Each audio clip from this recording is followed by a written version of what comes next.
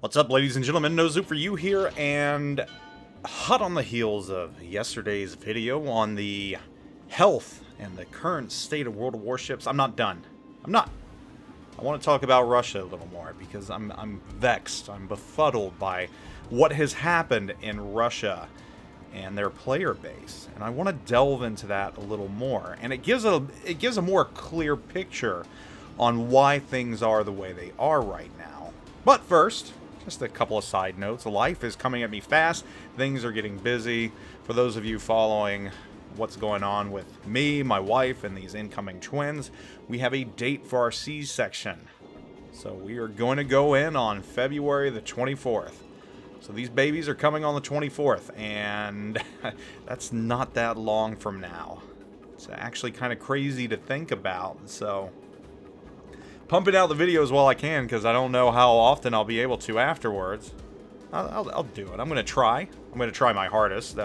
You know, things might go dark for just a little bit after the birthing day, because I'm sure things are going to be pretty darn crazy. Fortunately, her mother's coming up, my wife's mother, and she's going to help us out for about 2 weeks, and her sister, who's much younger, 20, early 20s, she's going to come up and help out for a week.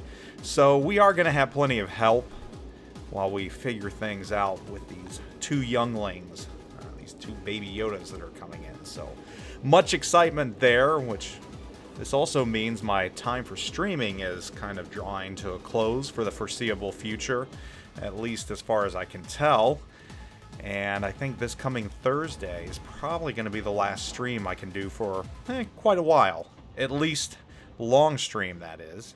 So I'm looking forward to that. You know, I'm sitting at 4,900 followers right now.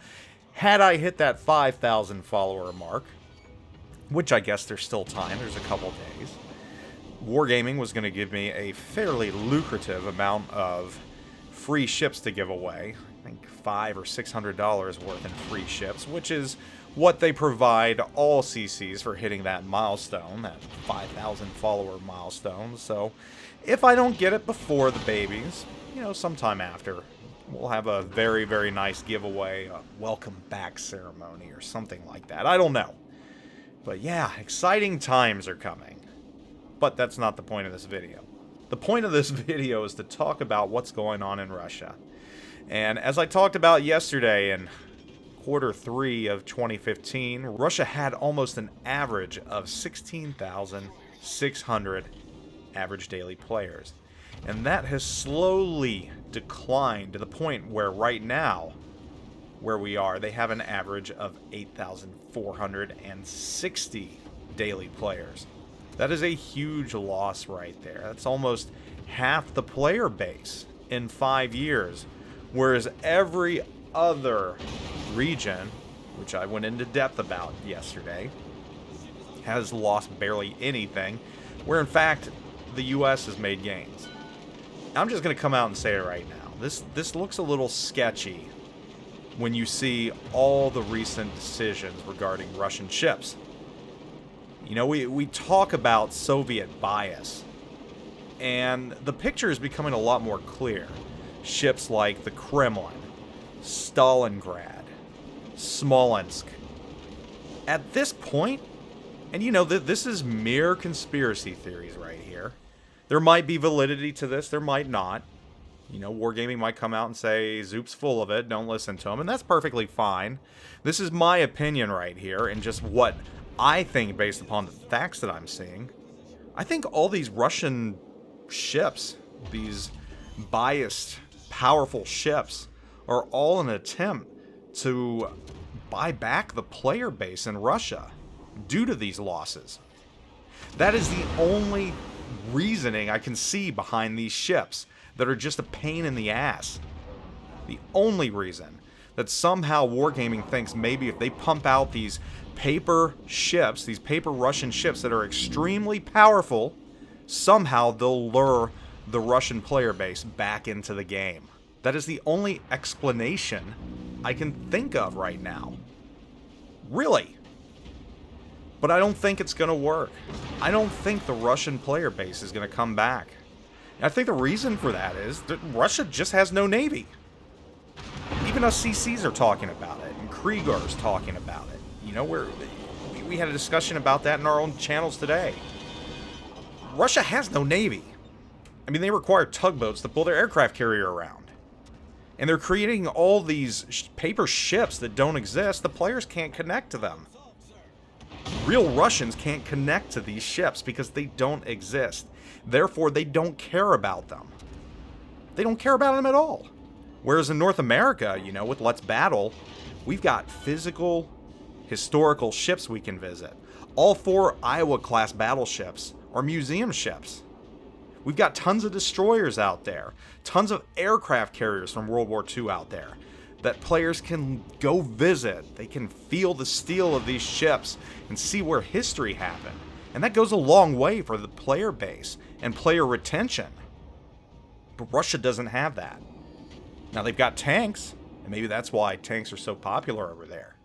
But warships? No. And that player base isn't going to come back, no matter how many OP Russian ships you create. And no matter how many cruiser splits you make. Which, I don't want to get started about that, because I'm just going to get angry about that. I'm going to get angry about the stealth radar, and just the statistics of these ships coming out right now, which just add to the Russian bias. Which, given these numbers and statistics on daily average players, again, it looks very suspicious. It really looks like right now these are getting tossed out there so that Wargaming can say to the Russian player base, hey, we're making these Russian ships for us. Ha ha ha. Look at the radar on them. Ha ha ha. Come back and play. But I think that ship has sailed. I really do. I mean, Europe, the EU has more average daily players than Russia. By a fair margin right now at that. By several thousand.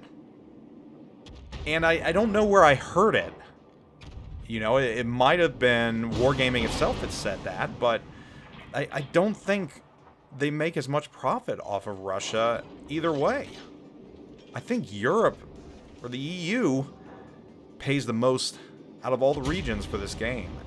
And if you look at the trends also, I mean, Russia hasn't had the largest player base since right around the first and second quarter of 2018.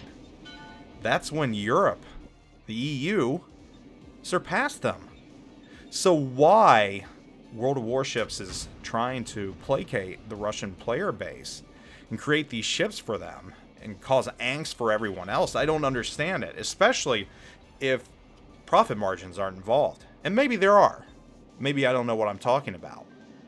Maybe it's a point of pride.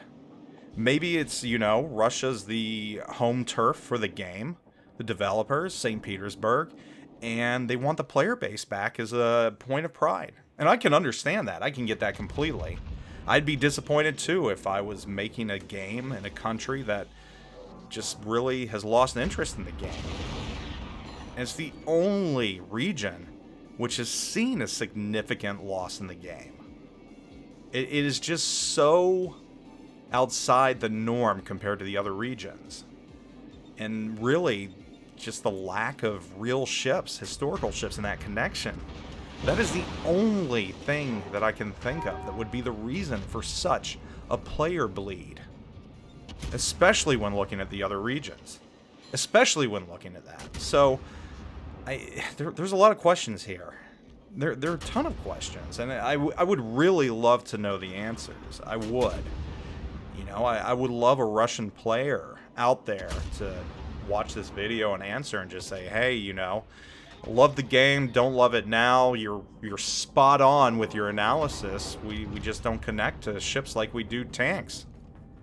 You know, that would be awesome if we could actually get someone to give their thoughts on that. So if you are out there and you are a Russian player and you know other Russian players that have stopped playing this game, and you know why, or at least what their thoughts are, please share them with us. Put them in the comments of this video, because I'm interested to know, you know, your take on it and why you think the player base in Russia is abandoning this game at the rate that it is, especially when compared to the other regions. So that would be really cool to see. So again, if you're Russian out there, please leave a comment. Let me know what you think. And, you know, do you connect with these ships? Do you connect with paper ships? I don't know. I know we've got plenty of real ships in North America, and, you know, the Anchors Away tours getting players out to them, and well done to them, because it's caused an upward trend in our average daily players. But I don't think the other regions have that as much, and definitely not Russia. So, just my thoughts. Just my thoughts. So, anyhow, I want to know your thoughts. What do you think the reason is? Whether you're in the EU or RU or North America or SEA. Let me know in the comments, and I hope you all are doing wonderful.